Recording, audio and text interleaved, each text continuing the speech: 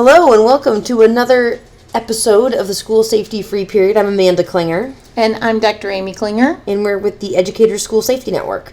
We're a national nonprofit organization and we provide school safety training, resources, and technical assistance to schools throughout the U.S. and Canada. But sometimes when we are feeling a little bit less serious and a little bit less professional and a little bit less academic, we have our School Safety Free Period. And we talk about the things that we find that are all true, but they are almost too absurd to be true. So, typically what we do, one of us has a story in the media, and we tell it to the other one, and then the other person reacts, and we sort of go from there. But I don't want to do that this time. Just making your so own now rules. that you know what we typically do, we're not going to do that. Okay. So instead, I wanted to cover something or talk about something that bugs me, and then we'll just sort of see if it bugs anyone else. So you just want to just open forum for No, complaining? I'm not trying to vent. I just want to talk about this. Okay. So I spend a lot of time monitoring and looking at media reports of different safety issues that happen in schools. And I am almost always irritated by the way that the media chooses to cover some of the things that happen. So I'm going to give you the words that the media used, and then you tell me the safety term of what they're referring to, okay? So we're playing a game? Yeah. Can the people at home play Yes, along? you can play along. Okay, so I shouldn't. Here we go. So I shouldn't answer right away.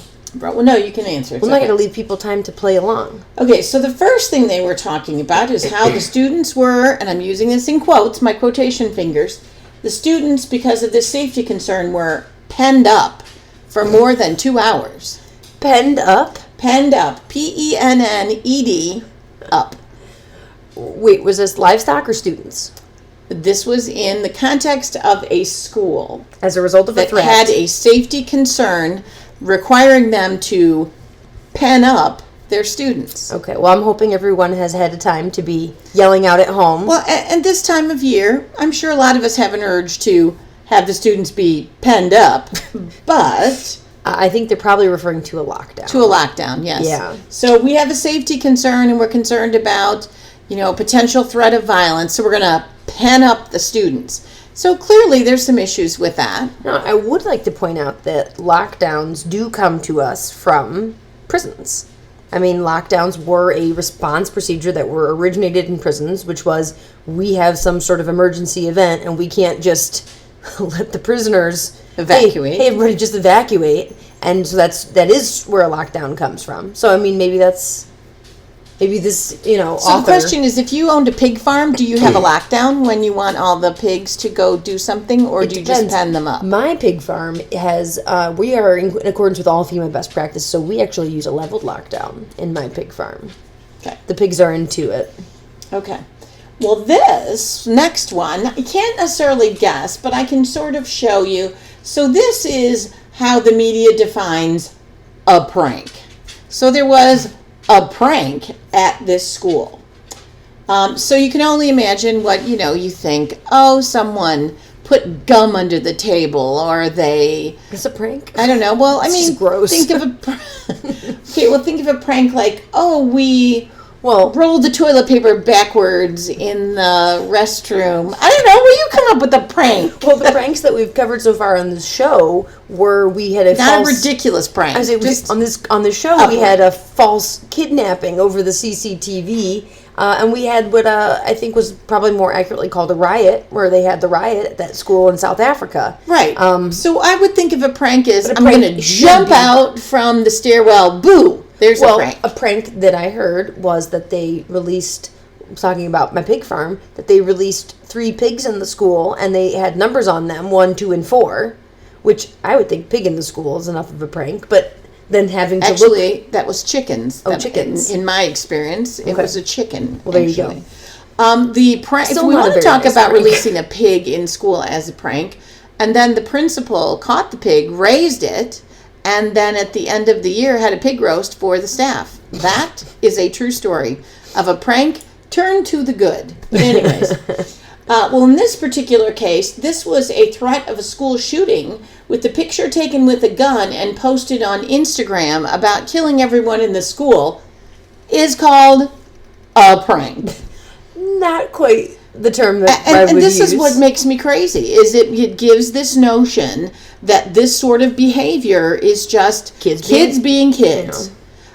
And that it's not a prank. It's a cry for help. It's not a prank.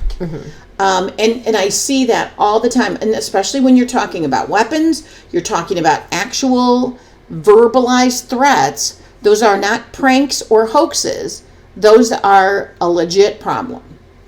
So then what would we call someone who calls in a bomb threat that everyone is going to die, the school is going to explode, and requires everyone to evacuate and be sent home? Lots of law enforcement, fire, EMS there. What would we call the individual that did that? Someone who's communicating terroristic threats. Nope, they're a prankster. Oh, sorry, I forgot. Pranks. Again, multiple times where you see people talking in the media, they're referring to it. Pranksters result in the evacuation of a school. It's not a prank. It's not a prank, and they're not pranksters. And finally, the tragedy of a shooter in the state of Washington, which happened in the fall. Which one? Yeah. The Washington, Tacoma. yeah, the one in Tacoma, the fall of 17. Clearly was a shooting, resulted in a fatality. In the discussion in the media about his violent YouTube videos that were replicating violence and shooting and all kinds of disturbing things, they refer to them as antics. Oh. ANTICS. Antics. Does it begin with spelling bee? No, but I in case I'm not articulating closely. And that really bothered me. So you have a killer, and we are calling the preparation for the murder antics. So my question would be, when you have a violent, gang-related, multiple shooting, does anyone call that antics? Did I miss that? I think it's important to talk about the precursor to violence, because a kid making violent YouTube videos is not necessarily inherently problematic. That one piece of information taken it by itself is not enough for us to be a true predictor of violence. I'm not saying that we should call those things antics necessarily, but I think it's really important that educators have a way to separate what's a creative writing assignment versus Adam Lanza, the shooter at Sandy Hook, is an excellent example. He turned in 5th grade the big book of Granny about a grandma who kills kids and taxidermies them. And his father, in the Atlantic, I believe, he said his contention was, how would we have known in 5th grade? He wrote this, kind of creepy book. How would we have known that he wasn't the next Stephen King? The way you know is threat assessment. You are able to look at everything else that's happening in that kid's life and go, how concerned should I be about this kid? If it's just a kid who's writing creepy stuff, but they're doing well in school, they're getting along with their family, they have domain connectedness, they are feeling, they have social emotional wellness generally, then they're probably not a predictor of violence. So I definitely agree with what you're saying. After someone has perpetrated violence, calling their things antics is completely tone deaf and inappropriate. But we need to have a way for educators to be able to separate the folks who are potentially on a path to violence versus kids who just wrote a creepy story one time. Right, but I also think that I think this is symptomatic of this sort of societal problem of not taking some of this stuff seriously.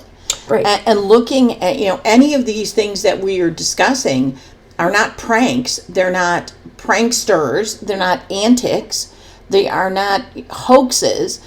And so it's really symptomatic of the fact that we're minimizing what's happening with these things. And I find it a little bit hypocritical that you're calling someone a prankster and then charging them with a felony of making terroristic threats. I mean, so think from our students' perspectives, we're really kind of sending this mixed message that is, you shouldn't do that, and oh no. I mean, the media is sending this mixed message of sort of glorifying it with the media coverage, and then minimizing it by using verbiage that makes it look less harmless.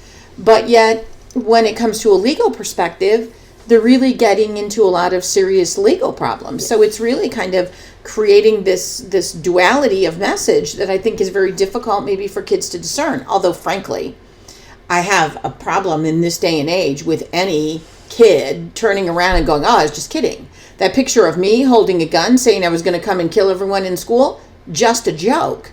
I don't know how anyone in this day and age with the long and bitter history of school violence can legitimately ever use that excuse. Right. Okay, but you, and where is that line then? I mean, if I am a kid and I'm a kid that's really into World War II, for example, and I'm drawing depictions of things that happened in World War II, is that violent or just a joke?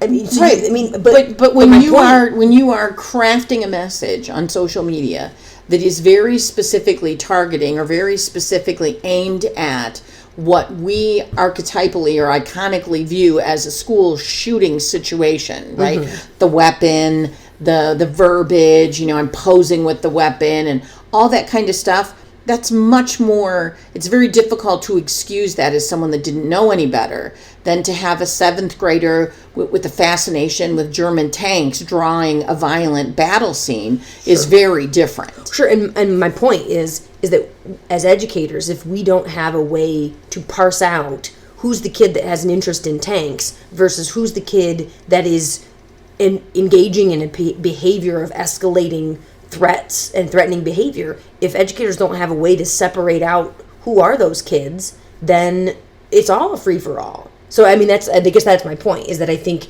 because we have a lot of violence in our society and in our culture, we need to have a way to separate out who are the kids that we need to be concerned about and that need supports and interventions, and who are the kids that just the thing that they happen to be interested in has an element of violence to it. Well, and then I think the wraparound or the flip side of this whole discussion is at the same moment that I'm tracking these and seeing all these media reports with this, you're also seeing tons of media reports where it is a rumor-based threat. There was just one this week where a parent had heard a rumor that there was going to be an active shooter at the high school and called in attendance, and on the attendance line said, I'm not sending my kid today because there is supposed to be an active shooter, which would not be my way of hoping for that report. And so then it turned into this, there's an active shooter in the school and locking down and doing all this stuff. Yes. And of course they come to find out that it was a report of an active shooter at a different high school. It wasn't even at this high school. But it's kind of interesting how the rumors really take on a life of their own and force the school into making a response or having to gauge a response, of what's the appropriate way to do that. But yet, on the flip side, we also have this really minimizing the actual serious ones in the media. So I think there's just a dichotomy that I find to be very interesting. Sure. That, when you're talking about your parent, your kid, all bets are off. You're going to clearly err on the side of caution, but yet more globally, we're minimizing a lot of the things. So it's kind of an interesting how that rumor thing sort of plays into it. I think that speaks to the fact that we are so desensitized in this country to school shootings. I mean, when you said about that school shooting in Washington, until the school has your name on it, and then we want a full-blown hardcore response, and I'm not sending my kid and I'm going to homeschool my kid. So it's very interesting that we are desensitized until that moment when we have that brief flash of belief that something bad is happening in my school, and then we want it everything, and we want the response to be full blown, but yet we don't want to do the hard work and preparation up front for that. Yeah. All right. Well, that wasn't very funny. No, nope. You're not doing a great job of bringing the humor. You know what I'm going to do? Pen myself up until I can come up with the better topic. Prankster, you. Well, isn't Loki considered the prankster god? I mean, he did some pretty messed up stuff. Yeah, maybe I'm just not defining prank. I think you're just misidentifying prankster. So next time I do something awful, I'm just going to go, that was a prank. Just a prank. I'm just going to start punching people. Call it a prank. So there you have it. Well, thank you for joining us for another fun and exciting episode of the School Safety Free Period. Please do rate, review, and subscribe. You can find us wherever you get your podcasts. If you have a too ridiculous to be true story, but it is true, you can send it to us at info@eschoolsafety.org. That's the website, www.eschoolsafety.org. We have tons of free resources and information. We also have our normal, serious podcast, School Safety News, you can find on the website. And we look forward to hearing from you. Thanks.